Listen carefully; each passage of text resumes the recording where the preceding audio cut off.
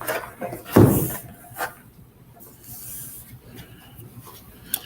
we are in Exodus 14. We talked a little bit about the first 18 verses last week, Exodus 14. Um, but we had to kind of cut it short. So let's go ahead and read those verses again. And if we want to bring up what we talked about last time, that's fine. And if we want to just start all over again, that's fine too. So Exodus chapter 14, we'll look at the first 18 verses. Now the Lord spoke to Moses, saying, "Tell the sons of Israel to turn back and camp before Pi-hahiroth, or Hiroth, between Migdol and the sea, and you shall camp in front of Baal Zephon, opposite it by the sea. For Pharaoh will say of the sons of Israel, they are wandering aimlessly in the land. The wilderness has shut them in. Thus I will harden Pharaoh's heart, and he will chase after them. And I will be honored through Pharaoh and all his army, and the Egyptians will know that I am the Lord." And they did so. When the king of Egypt was told that the people had fled, Pharaoh and his servants had a change of heart toward the people, and they said, "What is this we have done, that we have let Israel go from serving us?" So he made his chariot ready and took his people with him. And he took 600 select chariots and all the other chariots of Egypt with officers over all of them. And the Lord hardened the heart of Pharaoh, the king of Egypt, and he chased after the sons of Israel as the sons of Israel were going out boldly. And then the Egyptians chased after them with all the horses and chariots of Pharaoh, his horsemen, and his army, and they overtook them, camping by the sea beside Pi-hahiroth in front of Baal Zephon. As Pharaoh drew near, the sons of Israel looked, and behold, the Egyptians were marching after them, and they became very frightened. So the sons of Israel cried out to the Lord. Then they said to Moses, "Is it because there were no graves in Egypt that you have taken us away to die in the wilderness? Why have you dealt with us in this way, bringing us out of Egypt? Is this not the word that we spoke to you in Egypt, saying, 'Leave us alone that we may serve the Egyptians'? For it would have been better for us to serve the Egyptians than to die in the wilderness." But Moses said to the people, "Do not fear. Stand by and see the salvation of the Lord, which he will accomplish for you today. For the Egyptians whom you have seen today, you will never see them again forever. The Lord will fight for you while you keep silent." Then the Lord said to Moses, "Why are you crying out to me? Tell the sons of Israel to go forward. As for you, lift up your staff and stretch out your hand over the sea and divide it. And the sons of Israel shall go through the midst of the sea on dry land. As for me, behold, I will harden the heart of the Egyptians so that they will go in after them, and I will be honored through Pharaoh and all his army, through his chariots and his horsemen. Then the Egyptians will know that I am the Lord, when I am honored through Pharaoh, through his chariots and his horsemen." Okay.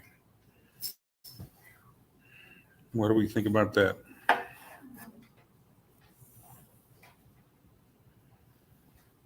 Well, I could see why they were worried. They were up against the sea, like we talked a little bit last time. Their position was one of vulnerability and whatnot. They could see no way out. The Egyptians were coming on one side, the sea on the other. And again, the Lord gave them their route of escape and took care of it. Verse 8 says they went out boldly, and then they're real bold until the other team shows up. And then, Well, you can be bold until the wolf is at the door or whatever. I think they call it seeing the elephant or they used to, at least in the military, when you were an infantry soldier, when you go out to your first battle. If you haven't fought, you haven't been shot at yet, you haven't seen the elephant. And once you get shot at, things change. You know, it's easy to hit a target that isn't shooting back, or easier, I should say. So, it's not easy for me. It's easy for somebody in this room. I'm not going to name her name, but there are some good shots in here, I'm sure. I'm a little confused by reading. Did Pharaoh lead his chariots? I mean, himself? It sounds like he was part of the group, yes. Yeah, well, that's what it kind of sounds like. Made his chariot ready and took his people with him, verse 6. Hi, Sherry. Hi, Vicky. Glad to have you ladies with us. So when the water came back over, Pharaoh was one of the ones that died. That's not, I don't think, real clear. If you saw the Disney movie, The Prince of Egypt, Pharaoh makes it back out of the sea. So if you want to hang your hat on that, it was actually pretty good. I thought, I say that I haven't seen it in over 20 years, but when the last time I saw it, I did okay with that. So they have to tell a story anyway, don't they?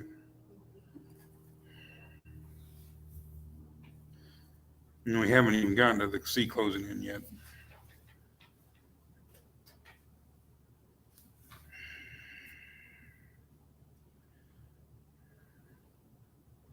Any other thoughts on the build up to the crossing, build up to the greatest moment in Charlton Heston's life?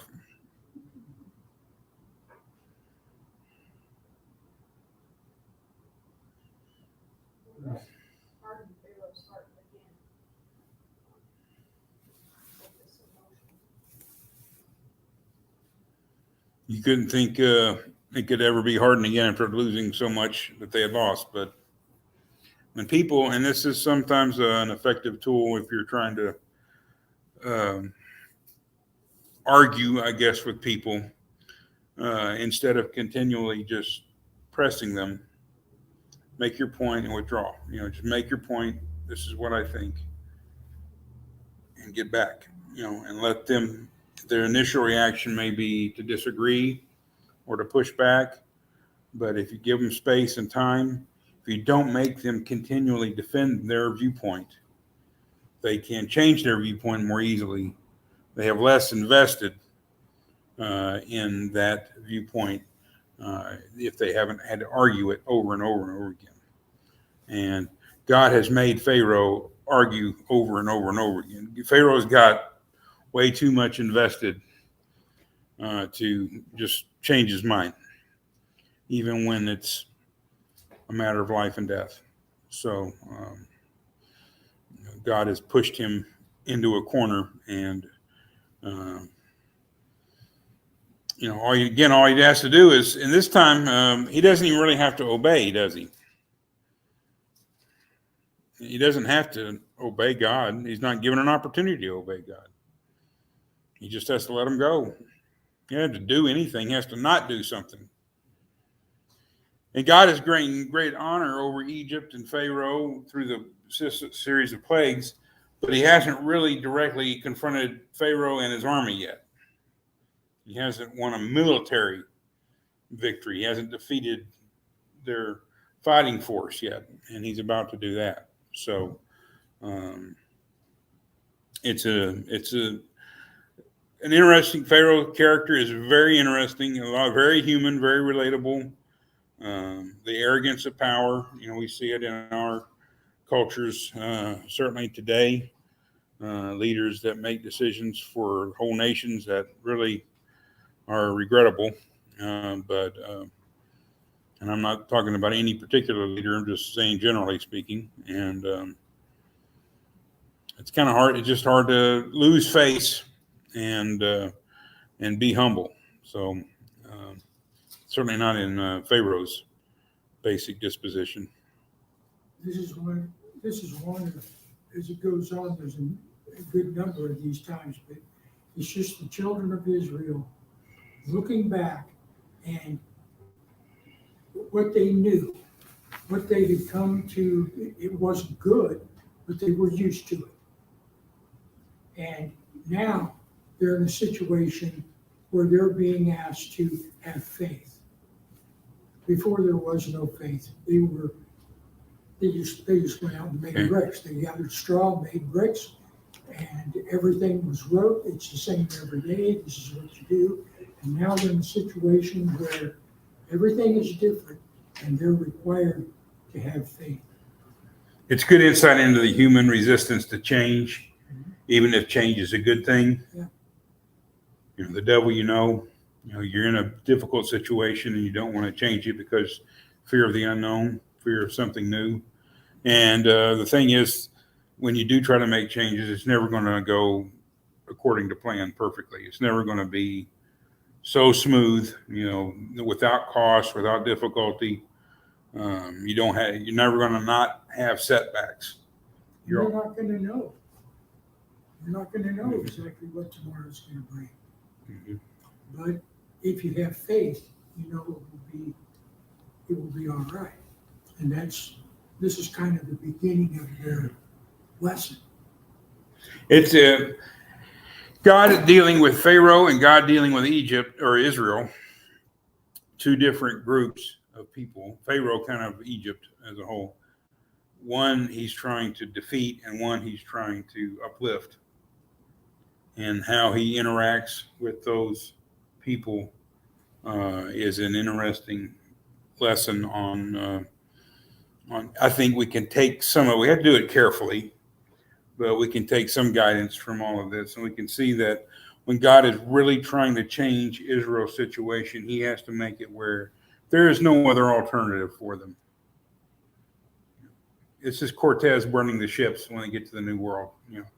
You're not going back to Spain. You're going to make it work right here. We'll go back when they send more ships, maybe. Until then, you're going to have to make it work. I mentioned you can look up online and see some maps of the Exodus. They're pretty similar. There's some difference. Some think they I don't want to be rude. This is a rude symbol in parts of the world. But if you're looking at, this is the northwest finger of the Red Sea. Some think they crossed up here, and then some think they crossed way down here. So, either way, they didn't really have to cross either one of those bodies of water. They could have gone up right along the coast, and they'd been fine, but they would have run into the Philistines. And God has said they're not ready for war yet. They're not ready to face the Philistines. So I'm going to put them in conflict with an even greater empire, an even greater army. That they go out boldly until they're scared to death, and puts them in a situation where they can do nothing, absolutely nothing, but exactly what God tells them to do. And sometimes when you're dealing with people maybe who are in addiction, it's hard to create in people in our culture society today a situation where they have absolutely no options. But you can create a situation in which it is harder to do the destructive thing than it is to do the constructive thing. I think I may have shared this story before. When I was in Aberdeen, there was a family there, and their adult son moved back to them from a different part of the country. And where he had been, he was really in the throes of addiction when he was there. And he came to live with his parents in Aberdeen. And if you know anything about Grace Harbor County, you know they have a horrible drugs problem in the whole area there. So you would think that's a bad place to go if you're an addict. Well, if you don't know anybody when you get there, and you want to keep your addiction going, you've got to go out and find other addicts and dealers so that you can keep your addiction going. It's actually easier when you get there, just because you don't know anybody, to stop using drugs. That's the path of least resistance, is to stop. Even though it's a difficult one, it's easier and then maybe running into an undercover police officer or something like that, when you're trying to make connections. So a change of environment in that case made it easier to make an important change in his life. And he's doing wonderfully now. He really did turn his whole life around. It's a great success story, and it all happened. I had nothing to do with it. I'm not trying to pat myself on the back about it at all. But it's a story that I've told a few times because it's just such a remarkable transformation in the midst of the context, in the midst of the setting. A place where so many people struggle with drug addiction. An addict moved in there and kicked it. So that's a tremendous accomplishment for that young man. But this is what God is doing. He's bringing them out of he's wanting to defeat Egypt, and he's wanting to transform Israel. And to transform them, he puts them in a situation where the easiest thing to do is stand still until you're told to go forward. You don't really have any alternative. You know, if he had taken them up to the Philistines and they had seen the Philistines and been scared, the easiest thing for them to do would have been to turn right back around and go back home. But especially if they're crossing at the lower southeast finger of the Red Sea, they can't just go. First of all, Egypt's there, but there's water kind of all around them already. They have to surrender to God and follow his leadership. That's the easiest thing to do. So that's the situation God has created for them. I think we're sort of missing the point here. I think I go back to 1 Corinthians in the 10th chapter, and God is going to actually baptize the Israel, the Jews, into his people. That's, if I were God, I would have taken him right across the deepest part of the Red Sea. Because this is what it says, they were baptized into Moses. Mm-hmm. So the New Testament verifies what everybody makes jest of or makes light of. But that's the importance that they are being baptized into, just like us, into the church. So this was the importance of it. They stay bone dry. They walk across on dry ground, Yes. but they are, in a sense, immersed at the same Yes. time. They're surrounded by water. And that's what it says. They were baptized into Moses. And it goes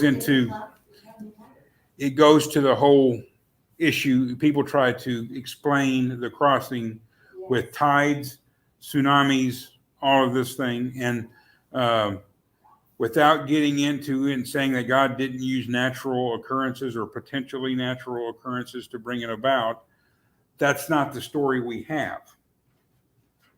The story we have is that the waters are there. Moses stretches out that hand, and God tells Moses, you divide the sea. Stretch out your hand and divide the sea. Not stretch out your hand and I will divide the sea. Stretch out your hand and divide the sea. Do it. Of course, we see it as God doing it through Moses. But this also elevates, reestablish. We talked about this a little bit last week. Moses has taken kind of a back seat in leadership here. He's kind of following the cloud and the fire with everyone else. You know, he's not, God is demonstrably, discernibly with the people of Israel, leading them. And most of this time, the leadership is kind of either one. If you want to say Moses did it, that's fine. If you say, hey, God did it, that's fine. But then for a time, it's very much God doing it. But now Moses is the one who's going to part the Red Sea. So Moses is being lifted back up. Kind of, he got his stripes back. He got his wings back. Not that he did anything to lose them, but it's kind of a bringing him back to the front. Okay.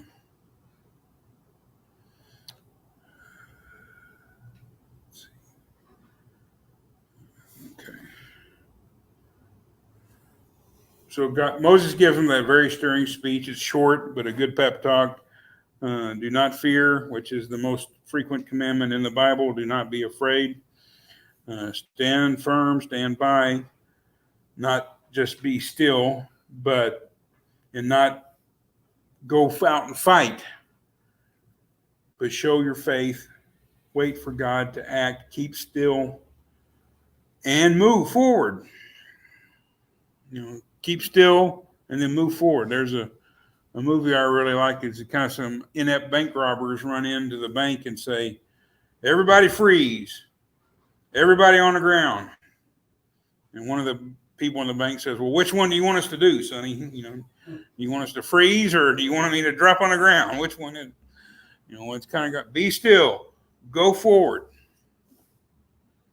Well, God isn't saying in being still, don't move, pretend you're a mannequin. He's saying, stay here, stay put. Okay, now go forward.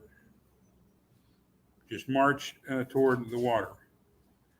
So it is really a monumental moment in Israel's history. And this is, God, it sounds like he's almost as excited as the Israelites are. Not afraid, but excited. Yes, sir. In this case, maybe the different translation would help when he says stand firm, and instead of don't move, stand firm. To me, that's kind of a difference. Mine says, don't be afraid, stand still. And you will see the Lord save you today. Be still and know the Lord is God. Mm-hmm. It's like I say, it's not telling you to be a statue. It's stand firm. If you told your kids to be quiet, don't say another word, and then they saw that the house was on fire, would you want them to tell you the house was on fire? Well, you told me not to say anything. That was early. Because I said so. Mark pulled that card a few times. Played it. He had it played on him a few times too, probably. Oh, yeah.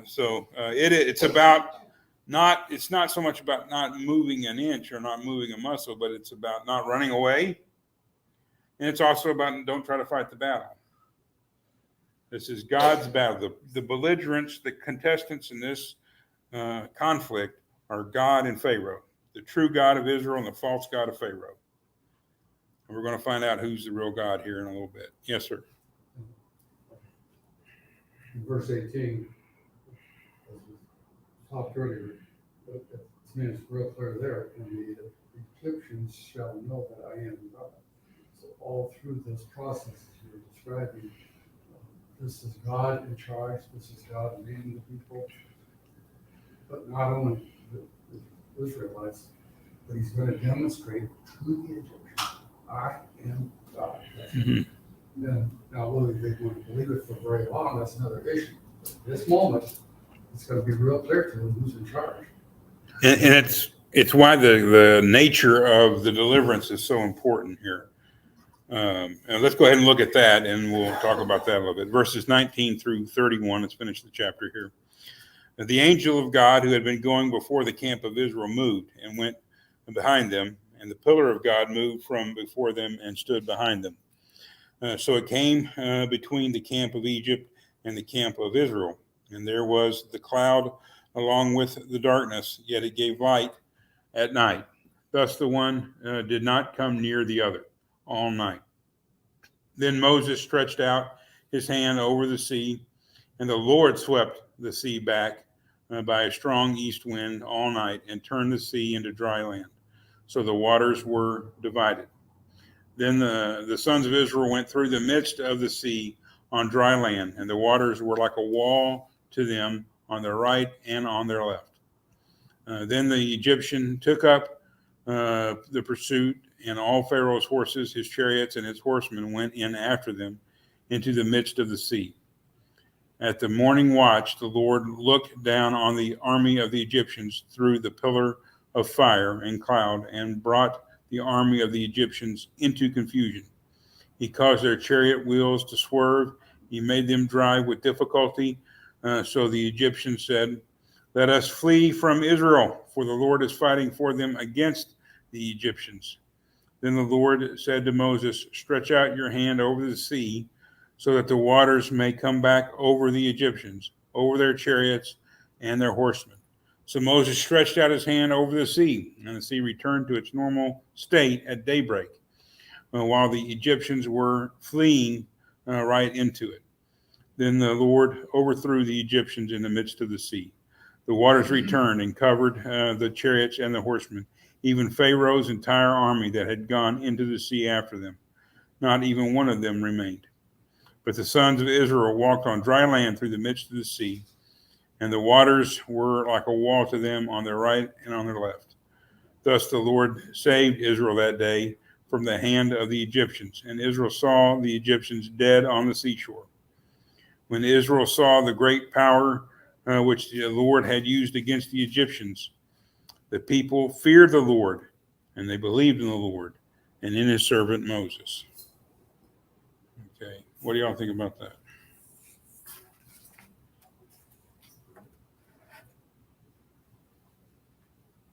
It's pretty clear who was in charge on this.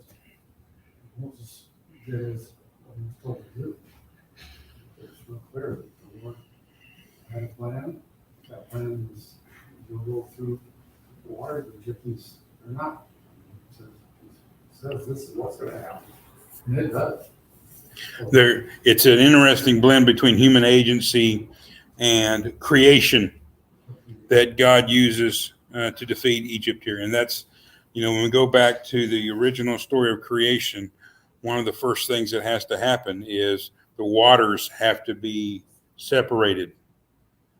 You have to have, water everywhere is seen kind of in the ancient world as chaos. And it's kind of seen that way now, isn't it? When you get the water, when the river gets over its banks, what happened in Waitsburg, on the east side of Waitsburg a couple of years ago, for those folks, that was chaos. And it happened, not just in Waitsburg, but we were kind of more involved there than we were anywhere else. It's chaos when the waters get out of their place. So the first thing God does, and not the first thing, but one of the first things he does in creating order, bringing order out of chaos, is to control the waters, separate the waters.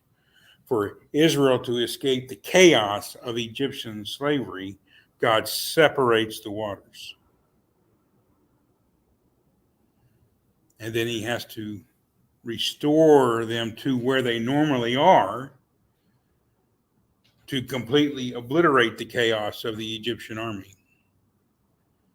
The Red Sea was where it was supposed to be before it was parted, and then it was brought back to where it was supposed to be. So creation, in a sense, is restored.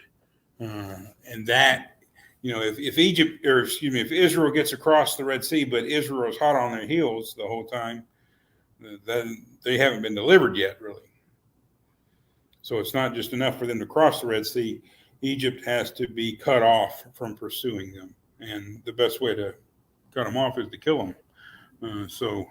That's God uses Moses, lift up your hands, part the Red Sea, lift up your hands, close the Red Sea. But it is creation.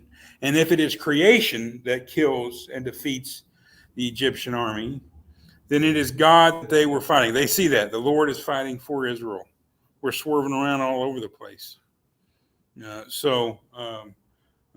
shows very clearly, it demonstrates that God, if Moses and his army had gone up against Egypt, even in spite of maybe a lot of odds and technology and all that, if they had just gone up and fought Egypt and defeated them, then it could be said it was Israel's courage, Israel's bravery, Israel's skill, Israel's desire to be free that won the victory.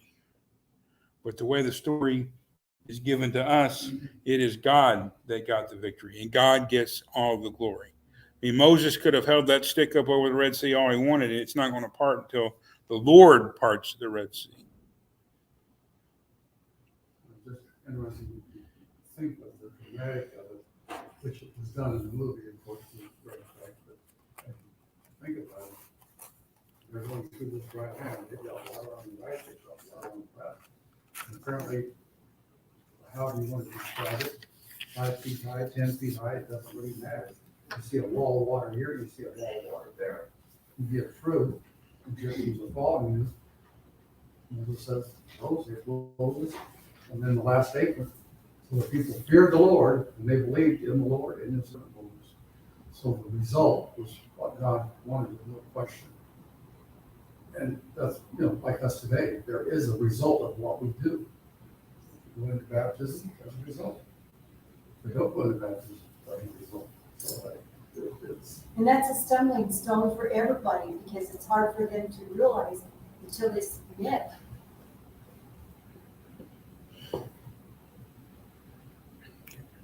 Well, you were talking about Paul's reference to this in 1 Corinthians chapter 10, but how does he conclude that passage? When you go look for it, You want 1 Corinthians 10, 1 through 5. But the conclusion is, nevertheless, after the deliverance, yes, he saved them, but nevertheless, with most he was not pleased.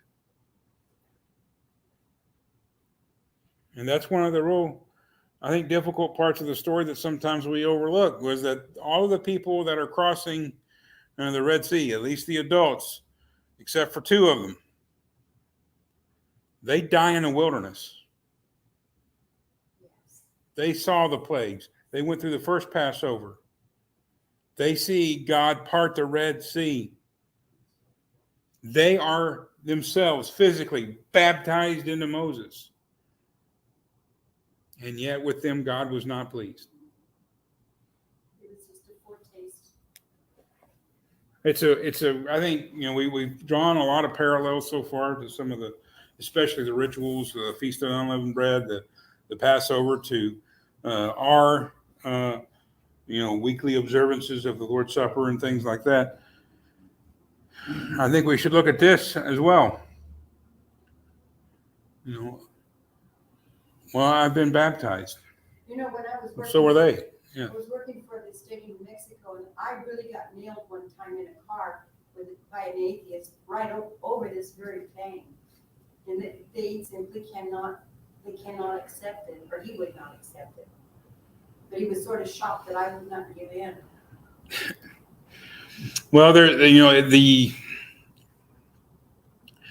unimaginable events, particularly in the Old Testament, and then some of the ones in the New Testament, particularly the miracles of Jesus, walking on water, things like that. They are, you mentioned the word a stumbling block. And I think the stories can be maybe difficult to believe as plain assertions of fact.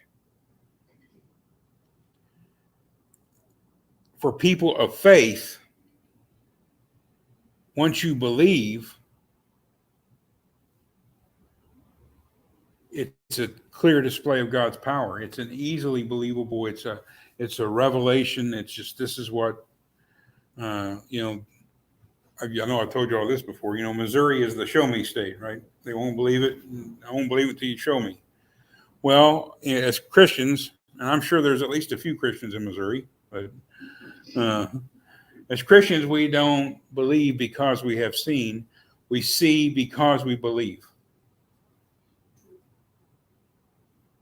We hear the word and we have faith. We have faith because God gives us grace to believe, not because we're so smart.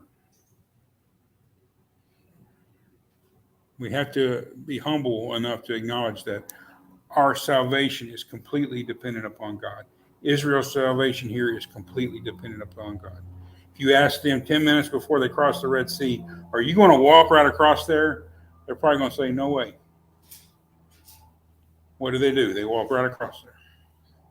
Why? Because of God.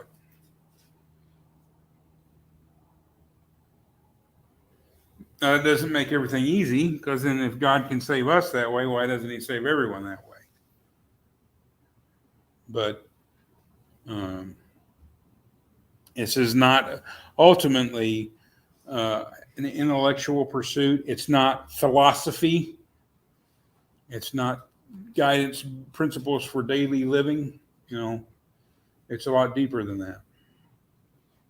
We don't believe because we see. Sometimes we believe even though, despite what we see. Just one thing, and then I'll give it to Robert. We come down on Thomas so often for doubting that Jesus had been resurrected. Thomas didn't believe until he saw, but Thomas had already seen some things too, hadn't he? He had to unsee some things. We believe without seeing, and we're blessed, but we believe without seeing the other stuff too. So I cut Thomas a little slack, maybe. Yes, sir. One thing I was going to bring up is, and I know there are people, I have brothers that have a problem. Young brothers. He said, I can't believe in God that will allow people to get killed like this or any other way. But yet, why are the Egyptians destroyed? Why does God allow the water to come back? And it's almost, to me, as difficult to believe or to accept that as the fact Red Sea parts and they're saved. But then you have to go into the other part and say, but there's people dying here too. Egyptians are dying. They're killed. And most of them are soldiers doing what they're told to do. So you've got to kind of balance this and think in your mind now, not as I would want it to be, as God is going to make it to be. That's, for us, sometimes that's, even today, as we read His Word, it's difficult. It's not an easy thing sometimes to put yourself there and say, as a Christian, I believe the Lord does this, and this, and this, and some of it. It's pretty hard to reason out in your own mind and say, the Lord allows this to go on, He allows that to go on. Well, yes. The world we live in, there's murderers, there's rapists, We've seen that this week, haven't we? yeah. So it's there, but if you blame God for it, then you're taking away from what happened with Adam and Eve in the garden, aren't you? Well, I think They sinned. you can look at that and try to intellectualize the argument and try to outsmart them, outwit them, hang them on their own petard or whatever that phrase is. But again, I don't think the Bible really works that well in that level. I think the Bible works as a statement of faith for believers, a message from God to His people. I think we can be humble enough to know that it doesn't answer all the questions that people can possibly come up with, because the Bible was written prior to the so-called Age of Enlightenment. So far, before human beings decided we're the smartest thing in the universe, and if it doesn't make sense to us, then it can't be true. If we can't figure it out and make it make sense, then it doesn't. Now, we can say, well, that's arrogant of people to think that way, but most of us think that way, really, don't we? We think, well, this makes sense to me, so that's what I'm going to go with. And you have to believe it because this is the way it is. It's almost like me telling you, this has happened. The brother and his wife. I wish you were going to hell because, believe what the Bible tells you. You're a Catholic. Forget it. You're out here. So it's not accepting and understanding that people, you have to reach them at a different level. Because a belief in God to me, that's at a totally different level than as a person who graduated with a degree in physics. Yeah, I understand some of I said some of the physical things that go on in this world. Those physical things and those laws that I studied were made by God. There's other people that don't. It just happened. Well, but that's part of the problem we have if we're not careful, that we won't attribute it to God. But this is God's power here. He's showing it. It's Egyptians. You had how many chances to, or Pharaoh, this, Mm-hmm. you had this many chances to let my people go. You didn't. And then finally you chasing after them, I'm gonna take care of you.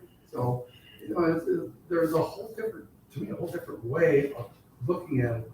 And looking at it as destruction of one group of people versus saving another. There's a concept here of God that, I have trouble. It's not an easy thing sometimes to accept that God does use people. He uses me sometimes, I'm sure. I don't understand it, I don't know it, but I accept it. Well, I think, I just want to say, and then I'll give it to PD. I don't want to act like the Age of Enlightenment is a wholly bad thing. I think without using our intelligence and our reason, our faith can become really very superstitious, and we can get to the point where we justify evil by saying it's the will of God when it isn't the will of God. I've told you all, we had a lady in Aberdeen whose husband had been killed by a drunk driver, and one of the first things somebody from the church told her was, well, this must have been God's will. And God wanted that guy to go get drunk, drive down the road and kill your husband. That's what God wanted. That's not what God wanted. But redemption comes frequently in the Bible at the cost of life. And God is redeeming Israel. So there's the cost of life. It's not that reason and intelligence are bad things, but ultimately God is under no obligation to make sense to us. He doesn't have to.